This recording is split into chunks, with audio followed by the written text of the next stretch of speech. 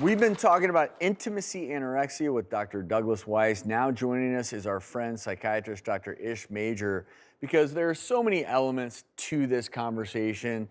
Intimacy anorexia, that's a term that you coined. In more common parlance, we might say a lack of passion also, and fear, so many elements. And as we were talking in our briefing, every single person at some point in their life, if you've been with a partner long enough, you're going to suffer from some element of emotional disconnect. Yeah. So let's broaden this conversation, because if you, I don't know anyone. Why do we back off? And why do we back off, and how do, because you can skin a cat many different ways, but it inevitably happens, does it not? Well, it's like we say in psychiatry, it's complicated, right? trying to feel sexy in your relationship is like trying to stay sober in your life. It's a daily decision, and you've got to be very intentional about how you're going to do that today. So we make this assumption that because we're in love and because you know me and I know you, you automatically know the thing that's going to make me happy. And that's just not what it is. So when we're talking about staying in connection, what we're really talking about when we talk about intimacy, a little empathy goes a long way. You just got to care. Dr. Weiss, you were saying earlier, in an earlier segment, you were talking about how you work at intimacy. Can you mention some of the things you work at and how you maintain that in your life? Absolutely. You want to keep your marriage healthy. You want to date once a week or every other week, okay? You want to have sex regularly, eyes open, lights on, nurturing, connecting sex.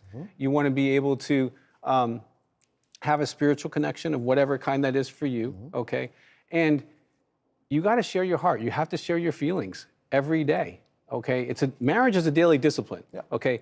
You either have discipline or you end up paying a therapist, okay? You got to communicate, but it can't. It's like you can stay in shape or go see a doctor, right? How do you, let me ask the two of you, because I do think there's a difference between intimacy and passion.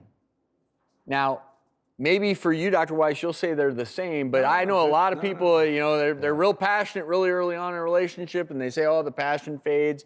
So if you are able to reconnect and get back to that intimacy, how do you get that passion as a part of that? Because you can, I looked at Brandon and Angie and I could see a love there. I could see a connection. And so for them to be that connected, there clearly at some point was at least an emotional intimacy. Absolutely. How do you reconnect the physical passion? Because the hurt feelings seem to me to be pushing them apart a little bit. So passion with that intimacy. Can you guys address that? Well, I mean, for me, I think you hit two things. One is you got to have some good conflict management so that you don't hate each other, okay?